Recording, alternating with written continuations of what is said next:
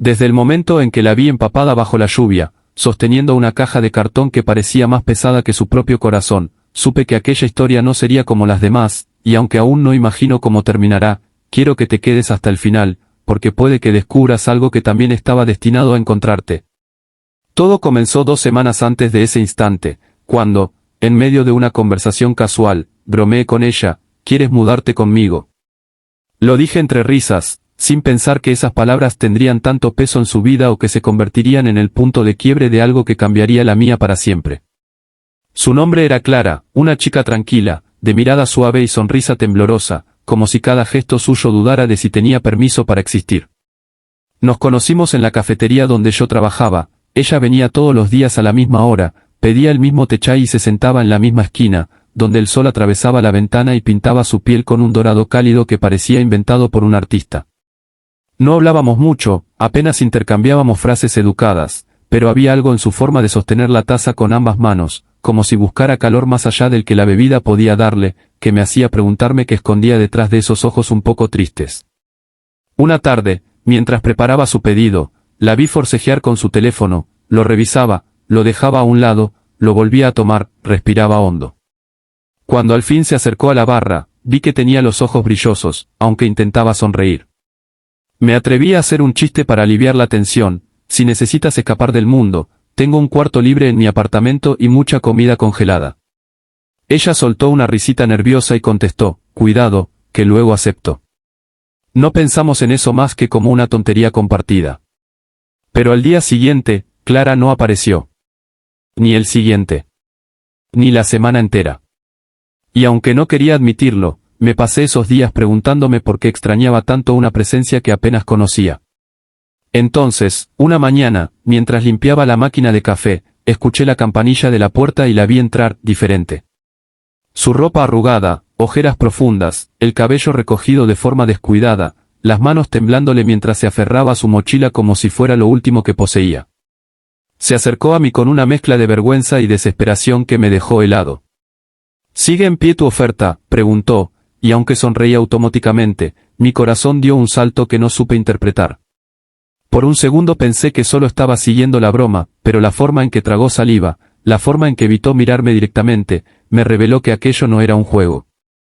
¿Qué pasó, Clara?, pregunté con el tono más suave que pude. Ella negó con la cabeza, como si no supiera por dónde empezar, como si no estuviera segura de tener derecho a contar su dolor.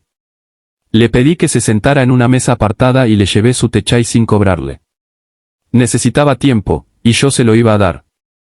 Pasaron 5 minutos en silencio antes de que finalmente hablara. No tengo dónde quedarme, ya no. Las palabras le salieron cortadas, como si dolieran al atravesar su garganta. Me contó que vivía con su pareja, o más bien con alguien que solía serlo, hasta que él se cansó de sus problemas. No especificó cuáles eran, pero bastó su silencio para imaginar una historia llena de heridas invisibles. Me dijo que la habían echado la noche anterior y que se había quedado dando vueltas por la ciudad con solo lo que llevaba encima. Intentó llamar a una amiga, pero no obtuvo respuesta. Tenía miedo, frío, hambre y sobre todo, una sensación aplastante de no pertenecer a ningún lugar. Cuando terminó, bajó la mirada, como si estuviera pidiendo disculpas por existir. En ese instante entendí que la broma de antes ya no era broma. Respiré hondo y le dije: claro que sigue en pie. Vámonos cuando quieras. Ella me miró como si no mereciera esa respuesta, como si nadie en su vida hubiera sido tan directo, tan simple, tan dispuesto. De camino a mi apartamento, caminaba unos pasos por detrás de mí, como temiendo molestar incluso con su sombra. No hablaba mucho, pero cada movimiento suyo revelaba una mezcla de agotamiento y desconfianza aprendida. Al llegar, me disculpé por el desorden, aunque en realidad estaba bastante ordenado, solo sentía la necesidad de hacerla sentir cómoda. Le mostré el cuarto de invitados, un espacio pequeño pero acogedor, con una cama individual, un escritorio y una ventana que daba a un árbol enorme. Ella se quedó de pie en la puerta, sin atreverse a entrar. ¿Estás segura de esto?, me preguntó, pero en su voz había un eco más profundo. ¿Estás segura de que me quieres aquí? Así que respondí con la firmeza que ella necesitaba: sí, muy seguro. Cuando entró, sus ojos recorrieron el cuarto como si fuera un lujo al que no estaba acostumbrada. Se sentó en la cama con cuidado, casi con miedo de arrugar la colcha. Le ofrecí toallas limpias, algo de comida y ropa cómoda, y ella agradeció cada cosa con una cortesía exagerada, como si pensara que debía pagar por cada gesto de humanidad. Esa noche, mientras yo preparaba la cena, la escuché desde el pasillo. No lloraba fuerte, eran sollozos pequeños, contenidos, como los que solo se permiten quienes llevan mucho tiempo guardando el dolor en silencio. No sabía si acercarme o dejarla sola. Al final toqué la puerta suavemente. ¿Todo bien?, pregunté. Ella respondió con un sí, que significaba no, pero respeté su espacio. Cuando salió, con los ojos rojos pero la cabeza en alto, me regaló una sonrisa frágil que decía más que cualquier explicación. Cenamos en silencio, pero no un silencio incómodo, era más bien un descanso, como si por primera vez en días ella pudiera simplemente existir sin ser juzgada. Esa noche dejé una luz encendida fuera de su cuarto, no porque pensara que le tenía miedo a la oscuridad, sino porque me dio la sensación de que llevaba mucho tiempo caminando en ella y ya era hora de que alguien le iluminara el camino, aunque fuera con un pequeño gesto. Pasaron los días, y poco a poco, Clara empezó a recuperar algo de color en sus mejillas. No hablaba mucho de su pasado, pero sí empezaba a sonreír más frecuentemente, y cada sonrisa se sentía como un pequeño triunfo. Me ayudaba a preparar café por las mañanas, lavaba los platos sin que se lo pidiera, ordenaba sus cosas con una delicadeza casi excesiva. Era como si intentara demostrar que no era una carga, que valía la pena tenerla allí.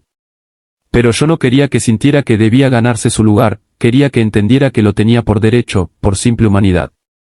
Una tarde, mientras lavaba una taza, la escuché decir, casi en un susurro, gracias por no dejarme sola. Y en su voz había una sinceridad tan profunda que me hizo comprender que mi vida estaba a punto de cambiar de una forma que aún no entendía.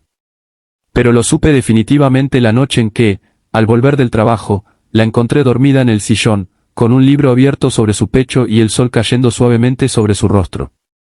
Fue la primera vez que la vi en paz, completamente relajada, como si por fin hubiera encontrado un lugar donde podía bajar la guardia. Me quedé observándola durante unos segundos, sintiendo una calidez inesperada en el pecho. Entonces entendí que mi broma había sido un regalo que nunca imaginé. Y que tal vez, sin saberlo, Clara se había mudado no solo a mi casa, sino a algo mucho más profundo.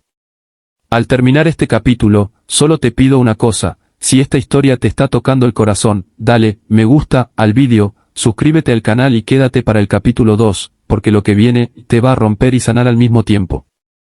Listo para continuar. Nunca imaginé que el verdadero cambio comenzaría una semana después de que Clara se mudara conmigo, en una madrugada silenciosa donde la ciudad parecía contener la respiración.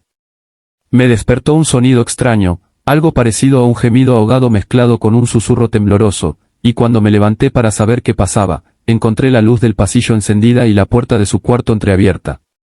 No quería invadir su privacidad, pero algo en mi interior me impulsó a acercarme. Desde allí la vi, sentada en el suelo, abrazando sus rodillas, respirando de forma entrecortada como si el mundo se estuviera derrumbando sobre ella. «Clara, ¿qué ocurre?», pregunté apenas audible.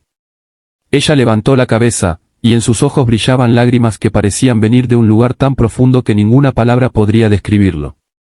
«Lo siento, no quería despertarte», murmuró, pero su voz era tan frágil que sentí que se rompería con cualquier movimiento brusco. Me acerqué despacio, me senté a su lado y esperé. No la toqué, no quise asustarla. Solo estuve ahí, como una presencia silenciosa que le daba permiso para dejar caer todo lo que había cargado sola. Y entonces lo dijo. Palabras que no esperaba, palabras que me sacudieron hasta el hueso. «Tengo miedo de que te canses de mí, como todos». Su voz estaba tan rota que por un instante no supe qué responder. ¿Cómo explicarle que no era una carga? ¿Cómo convencer a alguien que ha sido abandonado tantas veces de que esta vez es diferente? Le dije con toda sinceridad, no voy a cansarme de ti. Ella se cubrió la cara con sus manos, y su cuerpo tembló en pequeños espasmos que revelaban que llevaba demasiado tiempo reprimiendo emociones. Se desahogó durante largos minutos, llorando como si necesitara vaciar años de angustia. Cuando finalmente pudo respirar con normalidad, levantó la vista y me contó la verdad que había estado evitando compartir. Había vivido una relación marcada por el abuso silencioso, comentarios hirientes, indiferencia, manipulación emocional y un tipo de violencia que no deja moretones en la piel, pero sí cicatrices en el alma. Su expareja la había hecho creer que no valía nada, que nadie la soportaba.